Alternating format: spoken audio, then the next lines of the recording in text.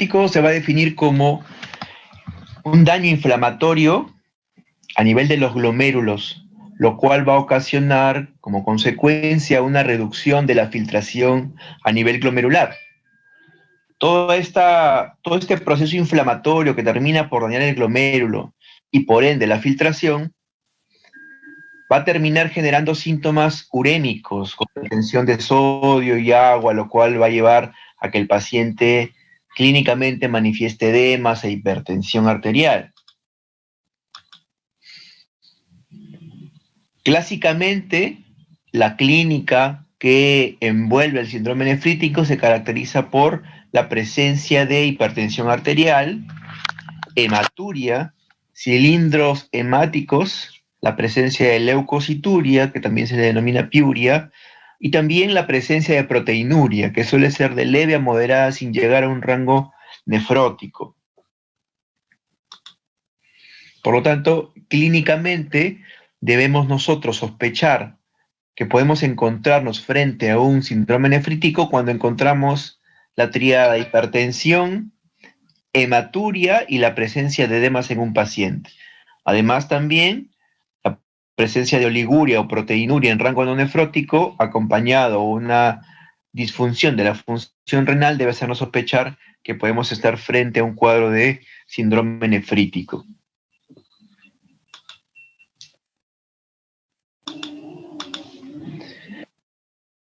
O sea, el síndrome nefrítico. Todo lo que produzca daño a nivel glomerular.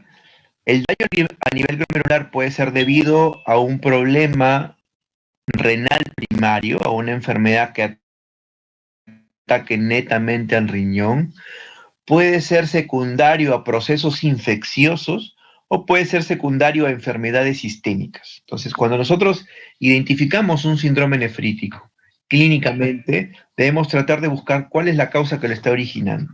Y para eso tenemos que hacer esa disquisición.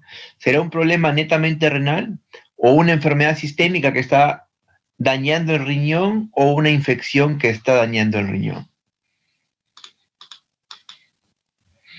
En este cuadro podemos ver las principales causas. Dentro de lo más frecuente encontramos la glomerulonefritis postinfecciosa.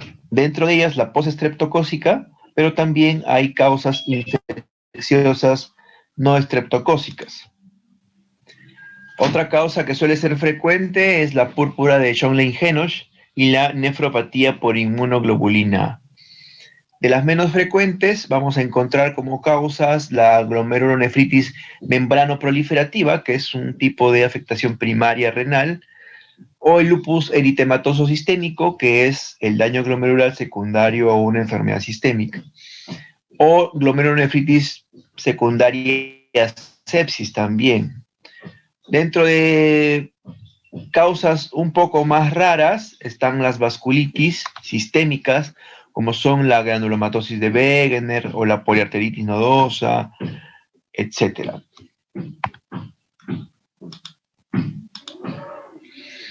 Entonces, si sospechamos que las causas son infecciosas, estas pueden ser bacterianas, virales o parasitarias.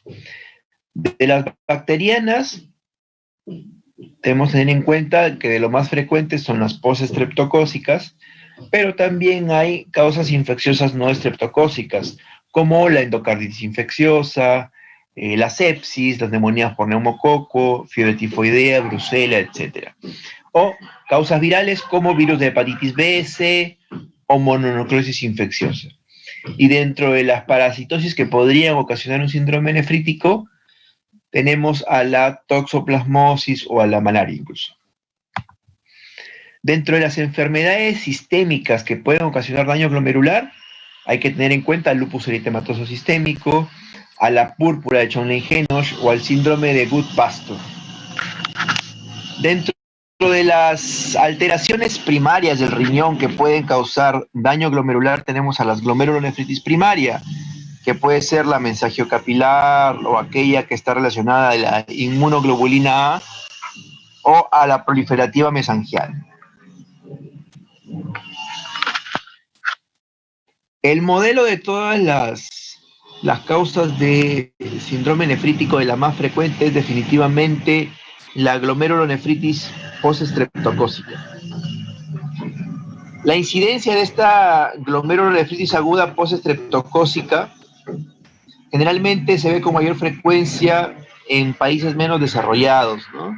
Y se asocia mucho a infecciones faringoamigdalares, sobre todo problemas faringios que se relacionan mucho a las estaciones de meses fríos, ¿no? Su frecuencia se ha visto que últimamente ha ido disminuyendo y, como les comentaba al inicio, pues se asocia más a países menos desarrollados. La probabilidad de que haya una afectación del riñón, sobre todo del glomérulo, tras una infección por estreptococo betemolítico, que es el causante, se calcula aproximadamente en un 15%. Pero no solamente se debe a una infección estreptocócica a nivel faringoamigdalar, sino que también puede ser a nivel también de la piel. Una infección dérmica también puede posteriormente desarrollar una glomerulonefritis aguda.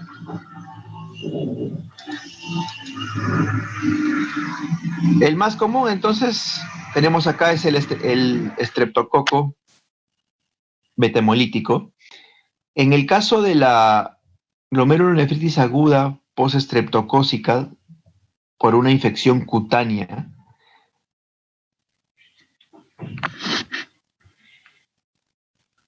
bueno, acá vamos a ver que básicamente esta se va a presentar aproximadamente en unas 4 semanas después de haber tenido la infección. O sea, si yo tengo un paciente que ha tenido una infección faringoamigdalar o cutánea, yo puedo esperar que tenga un compromiso renal después de 2 a 4 semanas. Entonces, si yo tengo la sospecha de un síndrome nefrítico, tendría que definitivamente dentro de mi anamnesis preguntar si es que ha habido una infección faringoamigdalar o de la piel en el último mes.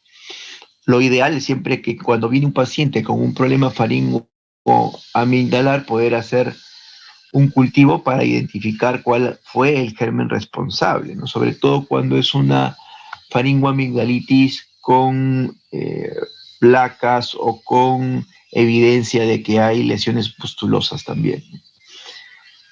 Lo más frecuente es que se presente en la edad de entre los 2 y 12 años. Es lo más frecuente, incluso suele afectar más a varones, pero también vamos a ver que incluso podría manifestarse en pacientes mayores, hasta un 10% en más de 40 años. Cuando se infecta a un paciente con este estreptococo beta hemolítico, sobre los antígenos de este germen se van a formar inmunocomplejos. Y esos inmunocomplejos son los que van a afectar directamente a la membrana basal glomerular. Van a provocar cierta obstrucción capilar que va a terminar afectando la filtración glomerular. Es típico ver que, sobre todo cuando estamos frente a una glomerulonefritis postestreptocócica, vamos a ver las presencias de los denominados HAMS, que son unas jorobas a nivel de la membrana basal, lo cual va a conllevar también a una afectación de tipo túbulo intersticial. Aquí podemos ver una foto de microscopía electrónica. Vemos la presencia de estos HAMS, que son depósitos de diferentes materiales que son típicos o característicos de la glomerulonefritis postestreptocócica.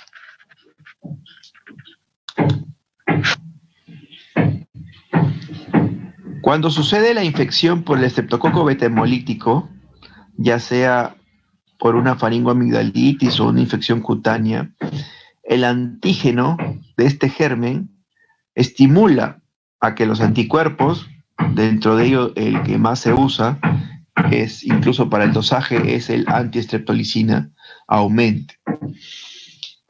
Esta combinación antígeno-anticuerpo van a formar inmunocomplejos circulantes. Estos inmunocomplejos se van a depositar a nivel de capilares glomerulares, ocasionando así la presencia de hematuria y proteinuria. Estos depósitos en los capilares glomerulares van a producir una disminución de la filtración glomerular, lo cual va a ocasionar que el paciente manifieste oliguria clínicamente. Esta disminución de la filtración glomerular ocasiona una disminución urinaria a nivel del sodio, lo cual provoca una expansión del espacio extracelular. Y esto condiciona a que aparezcan edemas, sobrecarga de volumen, hipertensión arterial, incluso puede aparecer congestión pulmonar cuando esto es severo. La disminución de la filtración glomerular clínicamente se va a manifestar como oliguria, pero laboratorialmente podemos encontrar un aumento de azoados, urea y creatinina. Una disminución de la excreción urinaria se va a manifestar como una disminución de la fracción de sodio, menos del 1%. Y la expansión del espacio celular se va a caracterizar laboratorialmente por una disminución de la renina plasmática y de la aldosterona plasmática. Por otro lado, estos inmunocomplejos también van a activar el complemento. Por lo tanto, vamos a ver consumo de complemento, principalmente de C3.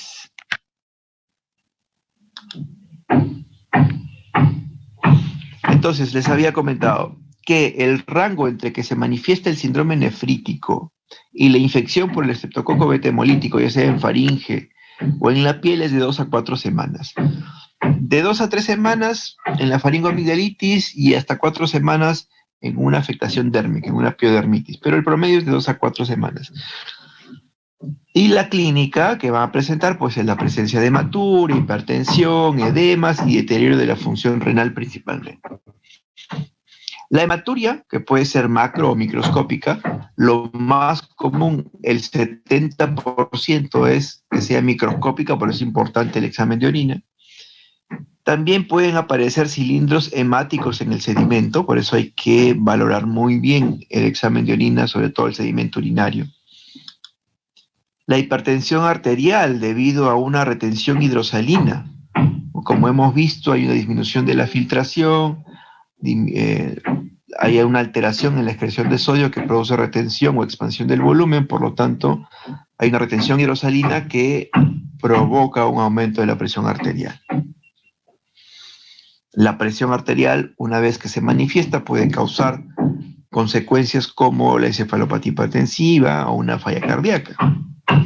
El edema, que solemos verlo hasta en un 80% de los pacientes, que también es debido a la retención hidrosalina, normalmente vamos a ver lo que se presenta a nivel de la cara, párpados y extremidades, ¿no? Típico de una falla renal, ¿no? Cuando un edema es secundario a un problema renal, vamos a ver que se afectan tejidos muy laxos como son los párpados, la cara. Va a tener un predominio sobre todo matutino, aunque suele ser infrecuente que se produzca en las arcas, es decir, que haya también asociado compromiso de serosas.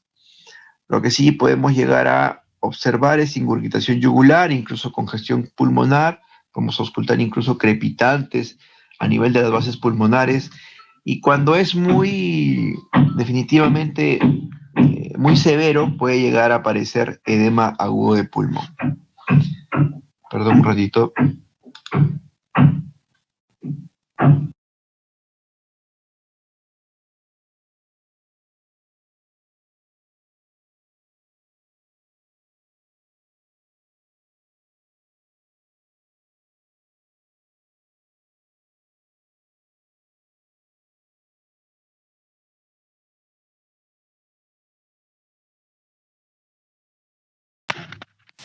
Listo, continuamos.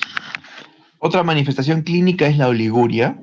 Esta se define como una disminución de la eliminación de orina, generalmente menos de medio litro al día o un gasto urinario menor de 2 mililitros por kilo por hora, si queremos ser más exactos, según kilo de peso, sobre todo lo aplicamos en niños.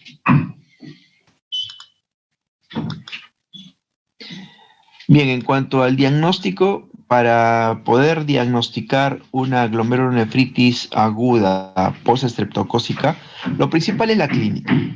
Ver si es que el paciente presenta hematuria, hay cuadro de hipertensión, edemas, falla renal. Y obviamente, a partir de ese cuadro clínico, es importante buscar el antecedente. El antecedente de si hubo una infección faringoamigdalar o una afectación dérmica o un impetio estreptocócico entre 2 a 4 semanas antes, ¿no? Miren normalmente cómo se ve una faringoamigdalitis por estreptococo betemolítico con placas purulentas. Y cuando hay afectación dérmica, se produce un impétigo de este tipo. Muy bien. Otro criterio es la ausencia de una enfermedad sistémica, o sea, que no encuentre erupciones, púrpuras, artralgias, síntomas gastrointestinales, pulmonares o neurológicos asociados. Y en la parte laboratorial, lo que voy a solicitar es el complemento, porque hemos visto que puede haber un consumo de complemento, el hemograma, que es importante, y el diagnóstico también laboratorial microbiológico. En el complemento es característico que haya un consumo de complementos. C3, C1, C5 está disminuido. Y lo que puedo encontrar es un aumento de IgM y IgG. El C4 sí es el único complemento que lo voy a encontrar normal. Y aquí es importante porque cuantificar el complemento me va a permitir también orientarme hacia un probable diagnóstico, ¿no? Cuando yo tengo una afectación renal con complemento bajo, obviamente me voy a orientar más a una glomerulonefritis aguda de tipo postestreptocócica, pero también puede ser una glomerulonefritis aguda primaria de tipo membrano proliferativa. Si hay una afectación renal evidente, o sea, el paciente tiene hematuria, tiene edemas, tiene hipertensión, y el complemento está normal, yo alejaría la posibilidad de una glomerulonefritis postestreptocócica y me podría orientar más hacia una nefropatía de tipo inmunoglobulina A o rápidamente progresiva o por anticuerpos antimembrana basal glomerular, que es el Goodpasto, ¿no? Pero si yo, aparte de la afectación renal, hay una afectación sistémica, el paciente puede presentar púrpura o tiene estigmas de lupus, el complemento está bajo, puedo orientarme a una de estas enfermedades sistémicas como lupus, crioglobulinemia, endocarditis. Pero si el complemento está normal, pensar en púrpura de Schönengenos, hemolítico urémico o algún tipo de vasculitis, ¿no? Como la poliarteritis nodosa o la granulomatosis de Wegener. Bien, en cuanto a volviendo nuevamente a la glomerulonefritis aguda, en el hemograma yo puedo encontrar una anemia que puede ser de tipo dilucional, obviamente, porque el paciente está hematizado, y puedo encontrar un aumento de reactantes de fase aguda, BCG, PCR. En el diagnóstico microbiológico se suele encontrar antiestreptolicina elevado. En el frotis faríngeo o cultivo de piel, será positivo para el estreptococo betemolítico del grupo A solo en un 25%. Eso hay que tenerlo en cuenta. Hay serología también que se puede pedir frente a antígenos estreptocócicos, pero que suele ser incluso más sensible que el antiestreptolicina, ¿no? Pero hay muchos laboratorios en los que no se cuenta. Bien, es importante entonces también interpretar adecuadamente el examen de orina, ver si es que hay presencia de hematuria, si hay hematíes dismórficos que también nos van a orientar hacia un daño glomerular, si hay la presencia de cilindros hialinos, granulosos o hemáticos.